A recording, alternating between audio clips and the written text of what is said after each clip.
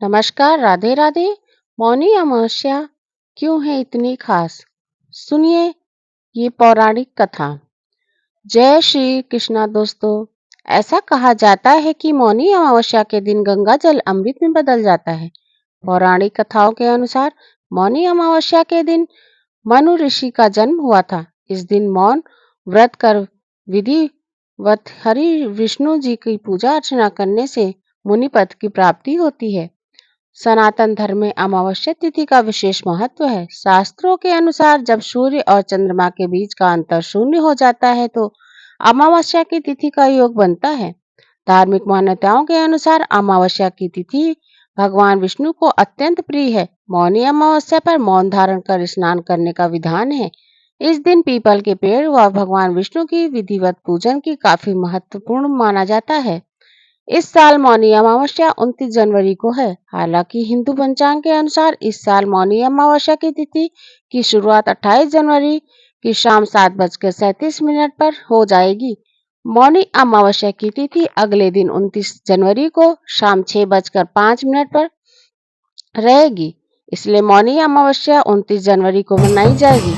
स्कंद पुराण में वर्णित एक कथा के अनुसार बिना व्रत तथा पाठ किए किसी भी व्रत को पूर्ण नहीं माना जाता।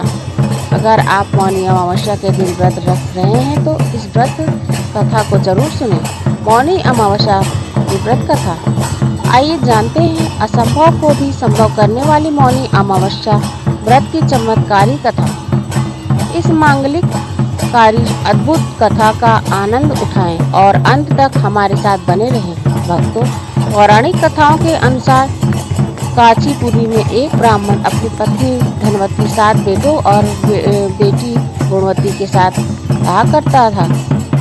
उस ब्राह्मण का नाम देवस्वामी था। देवस्वामी के 7 बेटों का विवाह हो गया, लेकिन बेटी गुणवती अभी भी कुंवारी थी। इसलिए देवस्वामी ने अपने बड़े बेटे को गुणवती के लिए सुयोग्य वर ढूंढने का कार्य सौंप दिया।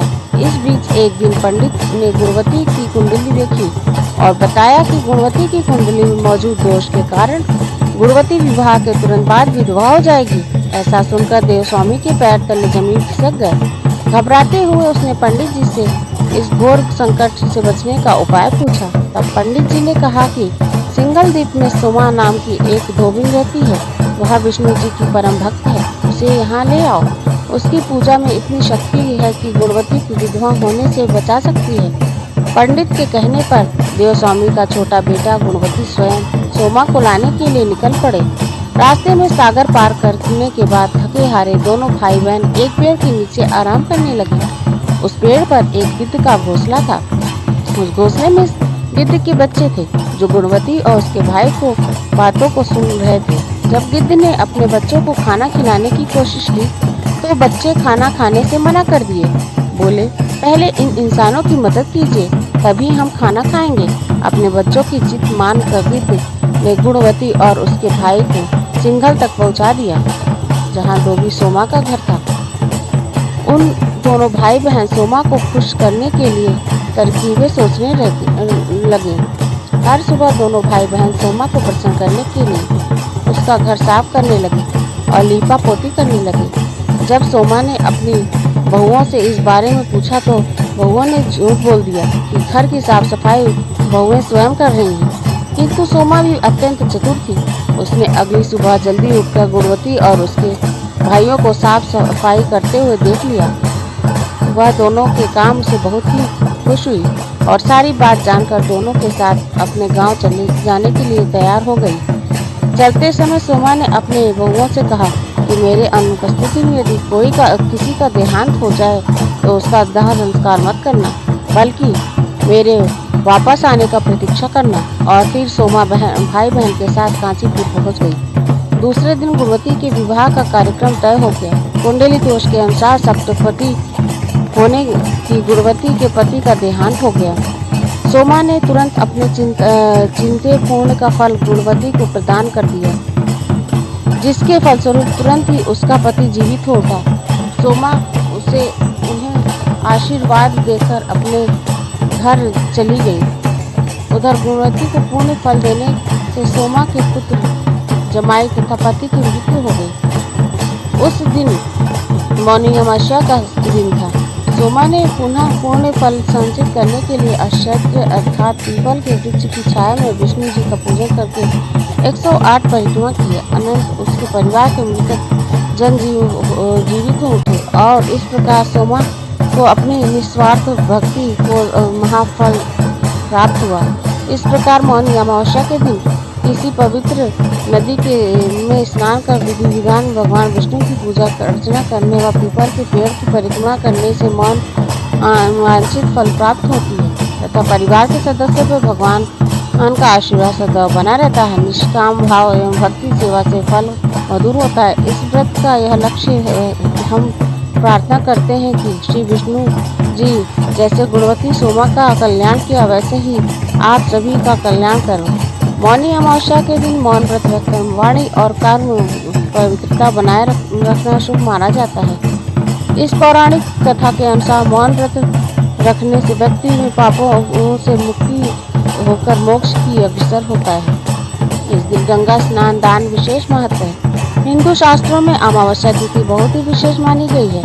इसमें भी मौन अमावस्या बहुत ही पावन मानी गई है। मौन अमावस्या पर स्नान दान किया जाता है। मौनी अमावस्या पर मौन व्रत भी रखा जाता है। इस दिन साधु संत और अन्य लोग मौन व्रत भी रखते हैं। मौनी अमावस्या पर पितरों के लिए अनुष्ठान किया जाता है। जिन लोगों के अपने पितरों की मृत्यु की तिथि की जाती नहीं होती है इस दिन अपने पितरों के पिंडदान करते हैं। मौनी अमावस्या पर पितरों के पिंडदान और तर्पण से उन्हें मुक्ति मिल जाती है। साथ ही पितर वैकुंठ धाम चले जाते हैं।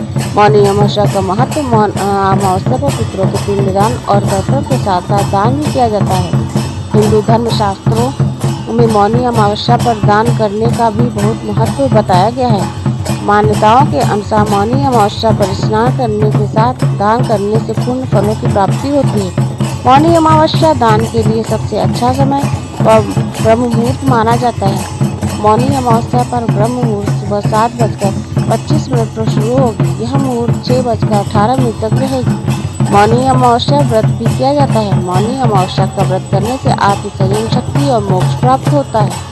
शास्त्रों में कहा गया है कि मौनी अमावस्या व्रत करने से समाज में सम्मान बढ़ता है। दोस्तों चलिए हम जानते हैं कि इस दिन मौन व्रत क्यों रखे जाते हैं। मौनी अमावस्या पर मौन व्रत भी रखा जाता है। इस दिन लोग आत्मसंयम और मानसिक शांति के लिए मौन व्रत रखते हैं। साधु संत इस दिन मौन व्रत रखते हैं क्योंकि मौन मन को कंट्रोल करने और ध्यान में एकाग्रता का सबसे सशक्त माध्यम है।